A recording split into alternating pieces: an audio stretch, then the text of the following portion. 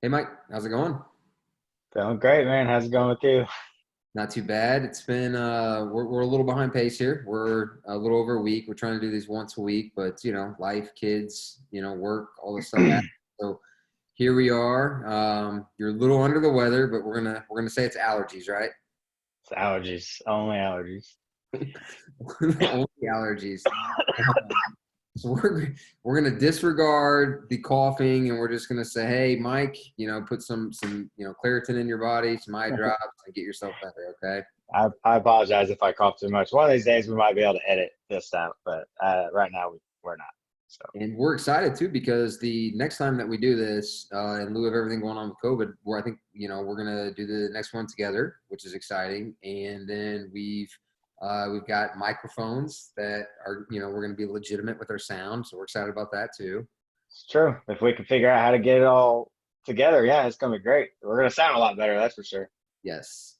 Um, I've got to give a shout out to some of the folks that have been following us and providing feedback. It's been really really great. And the last episode especially, I got a lot of really nice messages and starting to get some more feedback on, hey, I wish you guys would talk about this. And I really do think we are getting close to having some guests on too, because I think it's important to get some other people's perspective on this. But each one of these that we've done, we've kind of built upon itself, and I think we're past kind of our divorce story, and what we really wanted to focus on with this episode is kind of the thoughts that go into this is your new reality, and especially that first year or so, kind of coming to grips with all that. And so that's what we're going to talk about a lot in this episode. So one of the uh, one of the comments that I got, that again I think kind of encapsulated like what we were trying to talk about with this one is, hey, it'd really be cool if you guys talked about not so much the moments that you had your kids, but in the moments that you didn't have your kids. And you and I are very similar in our custody arrangements. We've got 50-50. So I know a lot of people, it may be different, but I'm sure we'll touch on our kids and what we did. And I think you had made a comment in the last episode that you spent, you probably overcompensated to an extent with when you had your kids, just because you wanted to make sure that they knew they were there for you. And I would tell you I did the same. And so we'll probably spend some more time talking about this, but I really do want to spend more time in this episode just talking about in those moments when we didn't have our kids, kind of how you got through it. So, I've got a level of questions, and I've got some stories I want to share. But before I kind of dive into that, anything that you want to bring up or kind of comment on before we dive in? I mean, first, just want to shout out to Kendra. Thanks for reaching out on social media. I appreciate it. My first comment on the Twitter account. Not that I've been very active on it yet. I need to work on that. I've just been pretty busy this last week, but yeah, I appreciate that, and yeah, I'm ready to talk about this. Yeah. Yeah, and so we got to kind of plug ourselves a little bit because the feedback is awesome. And so yeah, Kendra, she sent some stuff on Facebook, and a handful of other folks too. But our YouTube channel, that's what he said. We've got an increase with people that have subscribed to that. We've got our website. Mike's created a Twitter handle for us. We'll keep trying to figure out how to grow on social media. That again never was our necessary big focus out of the gate. It was more about just trying to get our message out there. But it is really really cool, just to get a comment or a suggestion or some feedback. So we kind of thrive off of that. So we want to keep that going, for sure. So um, Definitely. let's talk about um, let's talk about the good distractions and the bad distractions. And distractions is probably the wrong word to use. But I can speak from my experience. I mean, when I met my kid's mom in college, being with her for close to 13 years, married for almost 10, from my experience, basically my entire adult life was with this woman. So now here I am in my early 30s. I've got these three children, and I've got a just a completely new new environment, new lifestyle, new setup. And so it was an overwhelming feeling. And I kind of expressed in the last episode the first 3 months in the timing of mine that kind of happened midwinter. So the weather's terrible, and I'm trying to I figure remember that. out just kind of like where my head's at with all that. But that was my kind of my head going into it. And I mean, again, like you kind of had a similar experience with basically your entire 20s was your kid's mom, and now you're going into your 30s, and this is now your new reality. Yeah, no, 100%. Yeah.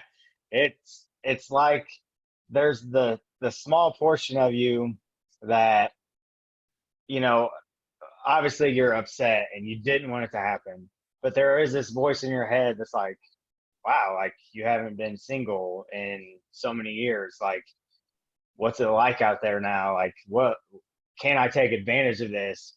And then at the same time, feeling a little guilty that you want to take advantage of it because you still don't feel like, at least in I didn't feel like I deserved to go out and have fun. I just didn't at first, at least. So I think you battle that, but at the same time, as you need to do it, you need to go out. Like you do. I mean, you do deserve to have other relationships. It's not like you have to stay sad and feel like you can't move forward anymore because that chapter ended.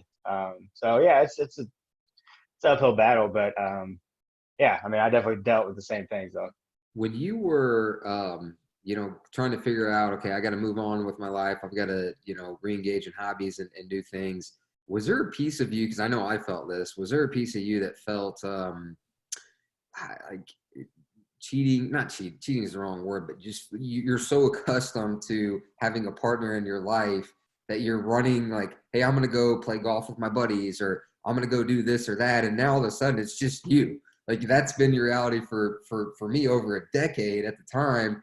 And it's like I have now these weekends or weeknights where I don't like there's no I don't have to run anything. If I want to go play golf or I want to go sit at a bar and watch a game and drink some beers, but like for me, like even convincing myself is like, Derek, like that's all right. Like you can go do that and like not feeling guilty about it. Like I struggled with that for a while. Like it felt Yeah, weird. yeah, 100%. And it's like everything about your day. It's like if you checked in during your lunch breaks, now your lunch breaks feel so different because you're like, I have nobody to answer to, like nobody to talk to, like to need to check in on or be like, how's your day? Like you literally have all this time that you spent, trying to, when you're in a relationship, you're communicating, you're talking, you're doing this and that. And like now that's all gone. It's like the weirdest feeling to be like, I have nobody looking out for me like right now. Like nobody needs to know what I'm doing. I'm sitting here in my underwear eating Cheetos and nobody, I mean, who cares? Like what's happening? Nothing. So it's a weird thing. Not that I eat Cheetos in my underwear, Yeah. There you go. For everybody to get that visual. Yeah, but that's in for me, I mean, I would say like it literally took me probably a solid 6 months to where like that at least that part for me became kind of the norm of like, okay, like here's here's your new routine, here's your kids on the days that you have them. Now it's like whatever you feel like doing. And I think that's where, in looking back on it now, it's kind of hard to see it in the moment, but I think that's where a lot of people kind of fall into a little bit of a trap, is instead of trying to look forward on like now what the new reality is and what it could potentially mean for you and have in store and like the good things about it, like, hey, I can now rediscover maybe some things that I wanted to do that I like to do that give me satisfaction, whether that's hobbies or a side gig or running, like whatever it might be. You can easily fall into that trap of like, well, that was my life and I miss certain things about that. And there's no magic bullet to kind of switch that. I think it happens over time, but I know for me, like that took a long time because that is such a big part of your life and you got to figure out a way to rewire your brain. It's like, no, like instead of harping on maybe what was, like now I've got this whole new lease on life and there's certain things now that maybe I wanted to do and I never did, or I just let them go. And now I can re-engage and I don't have to worry about, running that by anybody. And it's easy to lose sight of that in the midst of dealing with all this stuff. Yeah, no, and honestly, it's that your whole routine has been completely changed. I mean, it would be like throwing with your right arm or shooting with your right arm your whole life, and then all of a sudden you need to shoot with your left hand or whatever. You know what I mean? Like it's gonna feel awkward at first. You're not gonna like it. It's gonna feel not normal. You're gonna think it's weird. And it's just the same with that. I mean, every day you come home to the person, you guys eat dinner as a family, you guys do this, you do that, whatever your routine may have been. Even if at the end it got bad and it was a bad routine, it was still a routine that you could count on every day. So when you get a divorce, it's not a slow change, it's a immediate change. I mean, you are immediately in this new routine that you have to kind of figure out and gauge, and you're also going through feelings and trying to figure things out. There's just so much going on in your head that you have to try to work through. And I don't think there's any right or wrong way. Now, there's probably better ways than others. As long as you're not completely, just drinking everything away every day and you're just all of a sudden just not a very productive person anymore. But yeah, I mean, there's different things you can do. Well, so let's talk about this. And like we kind of made a commitment that we would, at least to the best of our ability, be as open and honest about like what our experiences were. And I look back in that first year, and I mean, there's things I'm definitely not proud of, but you're trying to figure it out, and you maybe have people you can lean on, maybe you can't, maybe you want to be by yourself, but you don't know how. So we can talk about the bad. I'll share a couple of my stories. You can feel free to share what you want. But I think after the first 6 months where I was just kind of in a haze and a fog, and finally I came out of my funk, but instead of coming out, when I say I came out of my funk, at least in the moment, I thought I did. But now looking back on it, I didn't come out of my funk. I just came out of, I'm not going to mope, but I still hadn't, I think, come to the new reality. And so on the days that I didn't have my kids, it's okay, what are things now that I can do, or I feel like maybe I missed out on. And again, because of my situation and I had my kids younger, I think a little bit of me was like, well, I'll just maybe pretend like, I'm in my early 20s again. And so that whole, I'm going to spend Friday night going out with some guys from work and staying out until 2 or 3 in the morning and drinking at bars. And then, on Saturday, as long as it was a weekend that my kids didn't have games or something, it's like, oh, there's a basketball game on or something. I'll go start drinking some beers at B-Dubs at, 2:00 in the afternoon.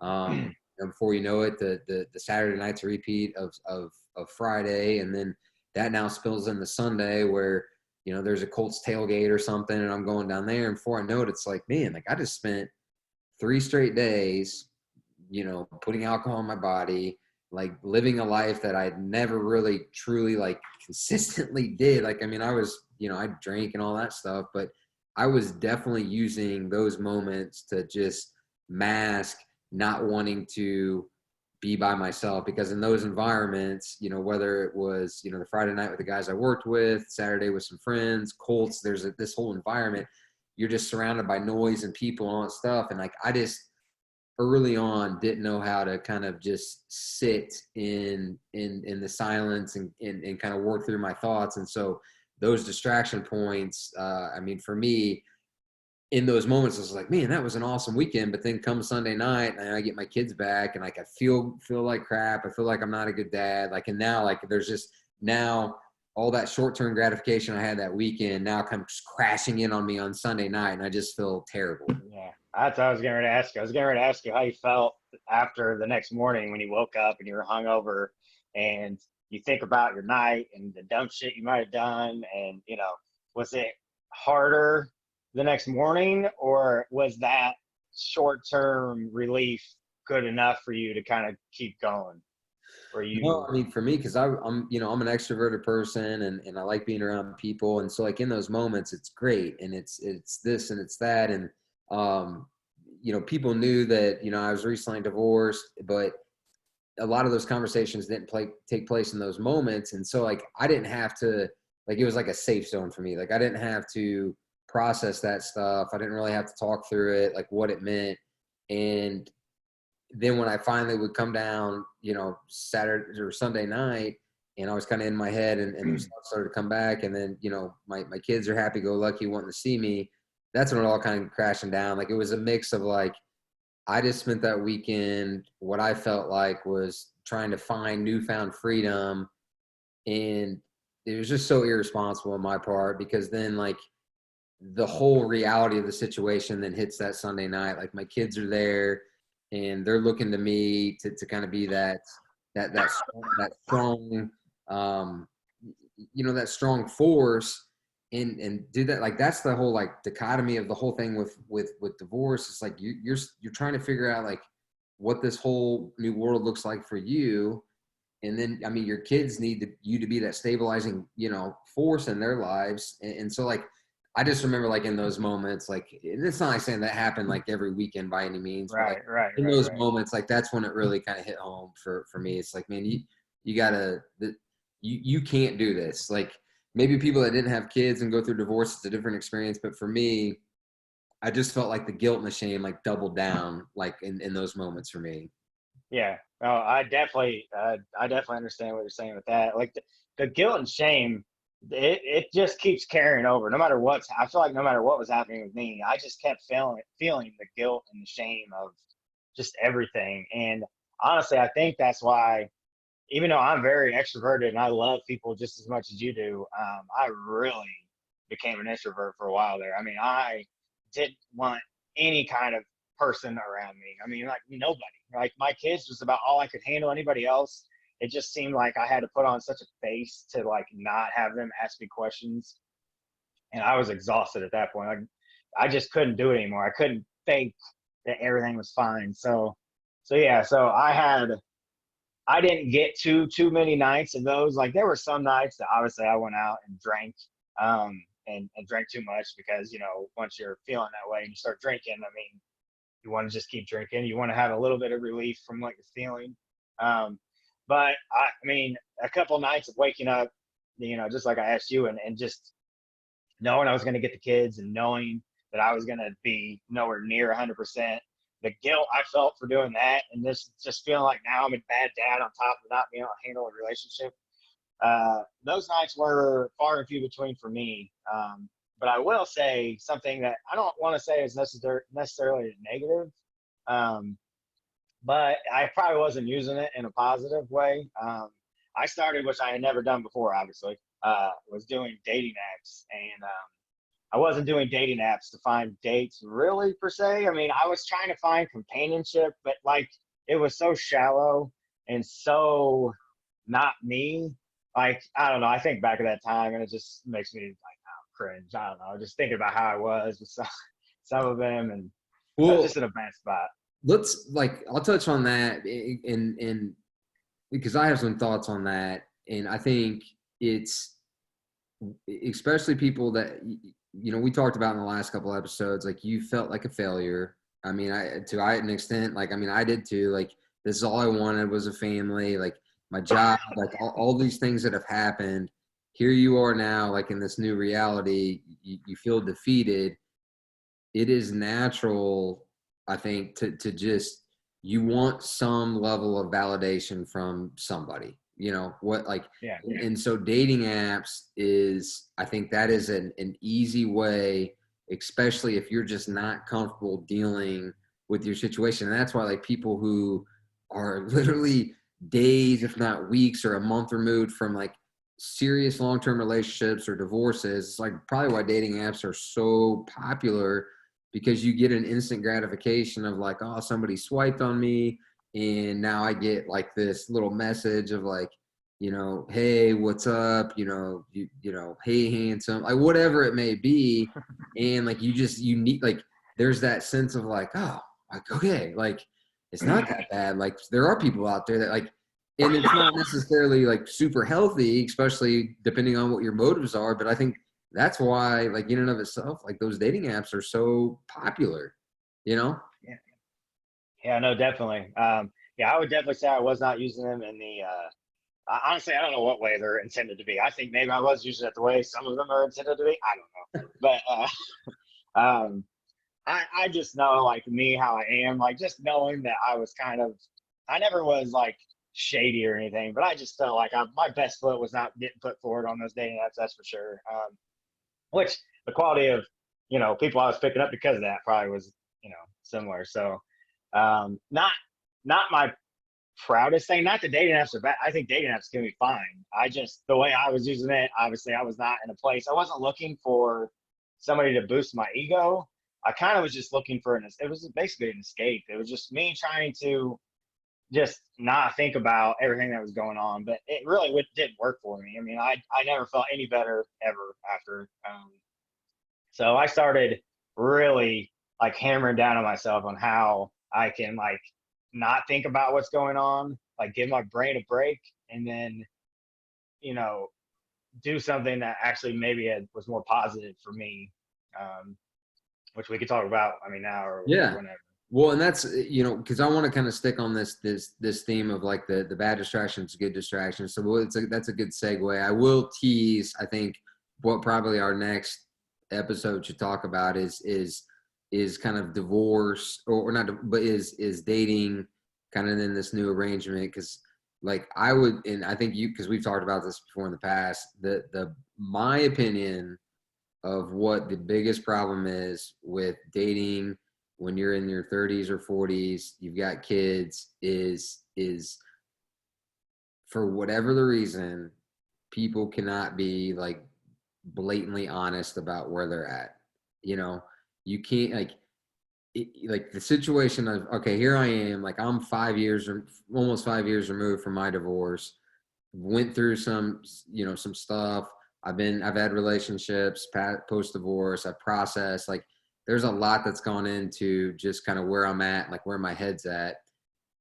It, I would not want to even entertain like doing anything serious with somebody that's like a year or less removed from a divorce. And No, and no way. and they would sit there and be like, no, like I'm fine, like I process it, like no, like you just came out of an 11-year divorce, you've got kids involved, there's no way. But like No. in the moment, they could get mad or they could get frustrated with you, but it's just trying to be real about like where you're at, where the other person's at, what they want, what they don't want. Like it's just, and it's because of that, like people get lonely and people want like, and it's just very difficult, I think, at this point for people to be truly open and honest about like what they want. So Well, yeah, that, everybody, yeah, 100%. Everyone puts on masks. Everybody doesn't like to just tell everybody what's really going on with them. Like, you're not going to lead a date with, well, I'm a fucking disaster and I own a lot of baggage and good luck. It's going to take a lot, but I swear I'm a good person. Like, you're not going to lead with that. That's for damn sure.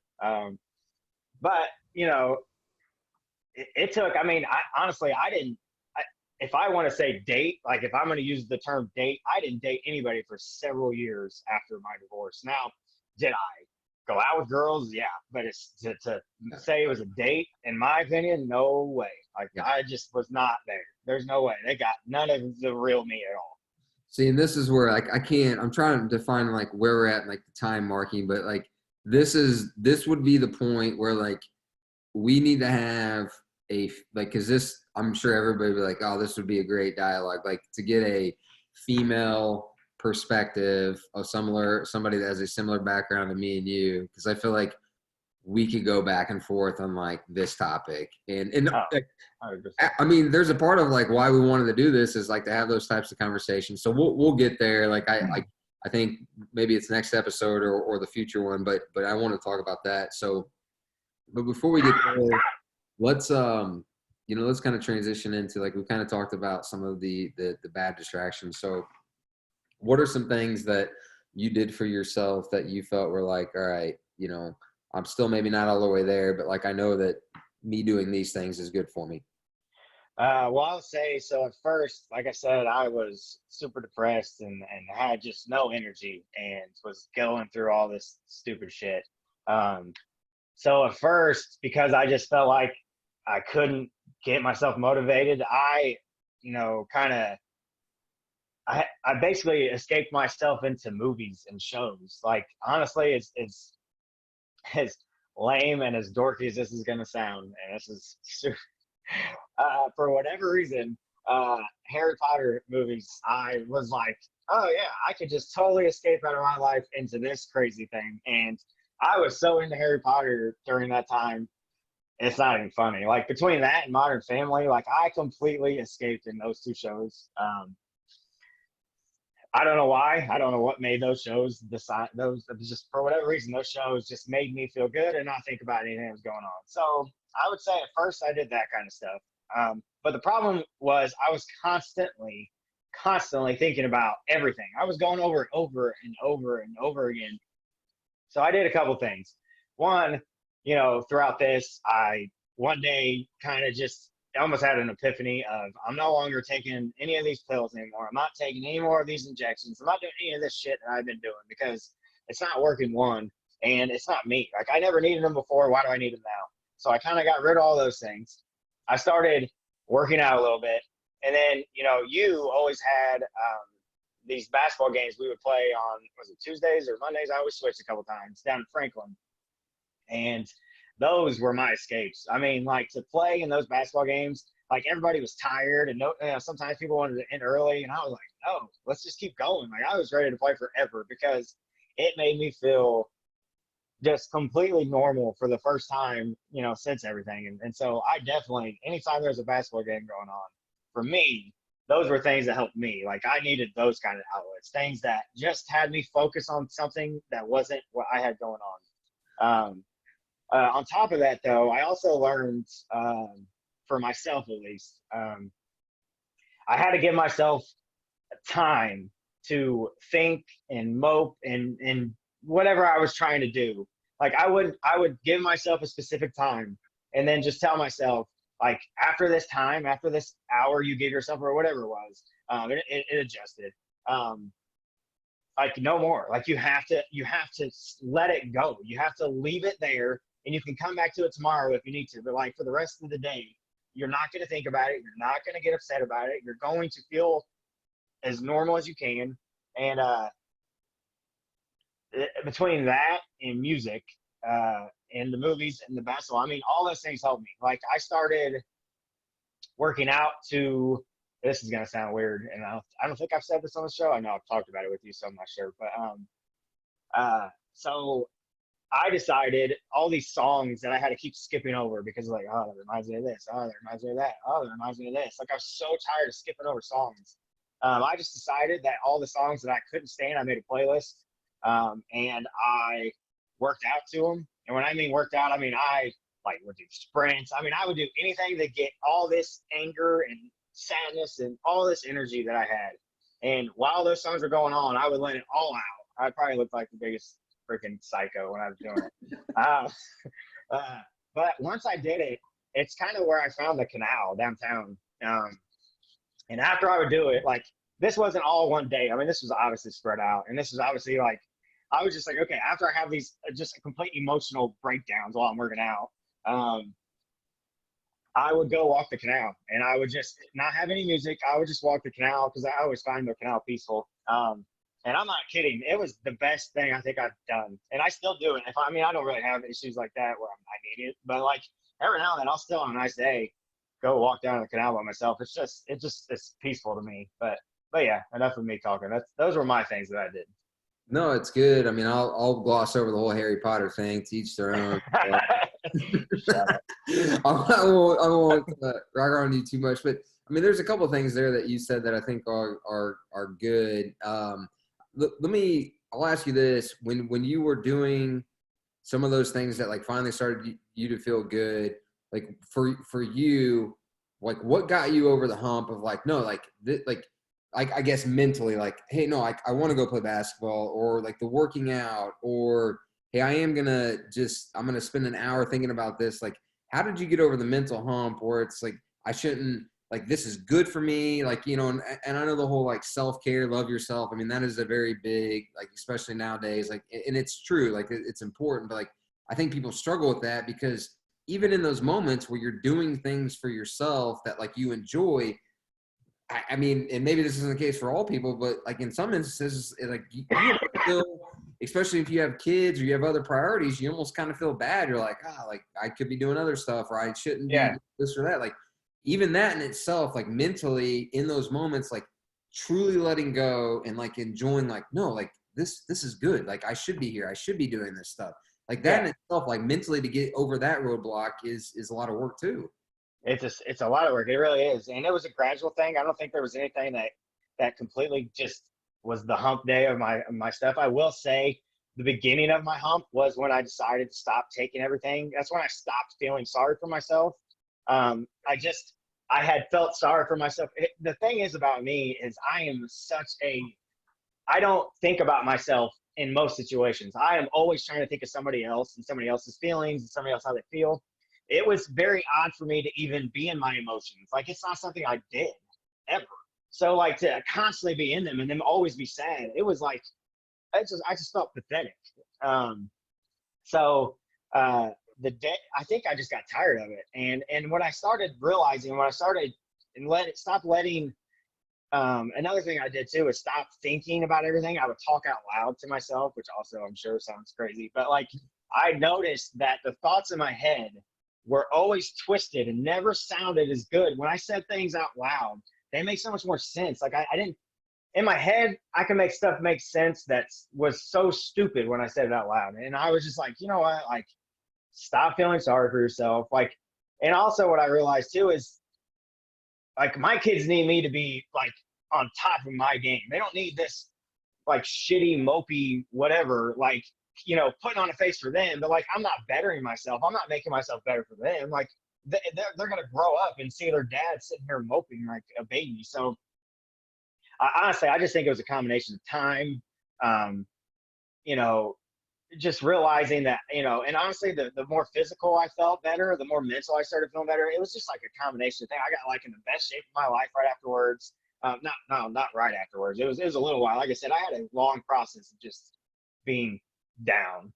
But once I got kicked into gear, I would say it was probably almost a year. I mean, literally almost a year before I started even doing this stuff. So for a whole year after I had, you know, got separated and stuff, like it was nonstop just feeling bad for myself. So Yeah, man, I love what you just said there about, you know, your kids want to see you in the best version of yourself. And like, you can't ever get to that point. And like for you and I, like we're both very active guys and that gives us joy and excitement. And so not that maybe not be the case for everybody else. Like if physical activity is not your thing, like that's fine. That can be a separate conversation. I mean, I would argue that you know, even if you walk or get some type of momentum in your life like that, that's going to do you wonders. Like whatever that looks like for you to make you feel good about yourself, like it, not only just for yourself, like you will be amazed how much that attracts just positive energy from your kids, from your coworkers, from just being out there in life. But if you are ho hum, woe is me, my life, my best days are behind me, like I mean that is mentally that's a tough spot to be in, and it's like you are not going to attract a lot of just positive things in your life. And I mean, I truly believe that 100%. no, I 100% agree, like 100% with that. And that's I, where, I mean, I've seen, you know, that's where, and I think again, but I keep going like what you just said there, like whatever that looks like, especially in the times that you don't have your kids, like doing those things that find that enjoyment and not necessarily trying to rely on somebody else to fulfill that gap and that hole. And it's going to be there because especially coming off of a divorce or long-term relationship, I mean, you've spent so many years with that person. I mean, they are a part of your life.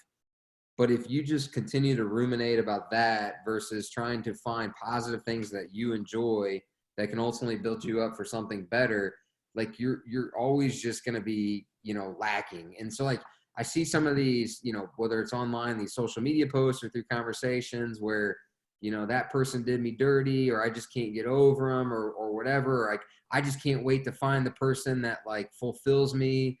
I just want to like shake my head. It's just like you're missing the boat. I'm telling you, you're missing the boat. so much. Yes, I could not agree more with that. Yes. So, yeah, we'll, no, this has been a good conversation. I want to, so we'll kind of end here.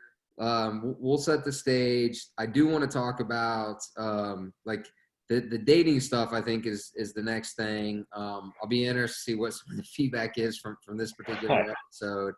But I do want to kind of dive in because I think that would be something of interest of all right, as you kind of navigate how do you communicate to people that you meet, kind of where you're at and what you want, and how do you even know for yourself what you want? I've had some questions that people have asked me about that type of stuff, so I'm sure you have. Yeah. So we can talk some more about that. Yeah, definitely. I will say, I would say the best thing to probably do though while you're going through this is find somebody to talk to. Like I didn't do it the best way. Like I did it all alone way, which is the worst way. Now, did it end up being where I had resolved everything I needed to resolve? Yeah, but I would not tell anybody to do it the way I did it. It was not fun. I feel like I could have got there a lot sooner if I would have maybe opened up and talked to just even one person. Um, just because you need feedback from somebody that cares about you and is not going to steer you wrong. Now you don't have to listen to everything they say because they may not know exactly how you're feeling, but just to have somebody to bounce things off of. And like I said, also things in your head can make sense that would not make sense if you said it to somebody. So yeah, I just wanted to add that before we ended this. No, I like it. You need to get yourself healthy. I'm fine. Yeah, we're gonna be together for our next one, so we'll look to do that hopefully within the next week or maybe sooner, depending on how things go. But guys, for anybody that listens, that's what he said on YouTube. www.twhs.net is our website. Twitter handle is what, Mike? TWHS 83. 83. So any of those routes, please give us feedback, or on YouTube in the comment section. We love it. Hopefully you guys, our stories are ours. Hopefully there's 10 or 20% that resonates that you can relate to. But we want to keep this building. We want it interactive. We're going to start bringing on more guests to get their perspective. But I'm just looking forward to the day that we can. I mean, when we started talking about doing this, we were just visioning sitting around outside or around the table, man. And so we're getting closer. But it's been cool in itself launching this. Everybody's kind of dealt with the COVID stuff their different ways, but just between me and you, man, even having these once a week is, it's given me something to really look forward to. Reading the comments, I think it's brought our friendship even closer. So it's awesome we've been able to do this. Yeah, no, I agree. I love it. I'm glad we're doing it. Definitely, honestly, the part I didn't think about was the feedback. And honestly, I love hearing the feedback. And definitely, if there's anything else you guys want us to talk about, I mean, I'm down to talk about whatever. So also apologize for all the coughs if they're annoying. It's all right, man. It's that's not as bad as the Harry Potter stuff. So we'll end there, man. All right, man. You have a good night, and everybody, we'll talk to you guys next episode. Yep, me too, man.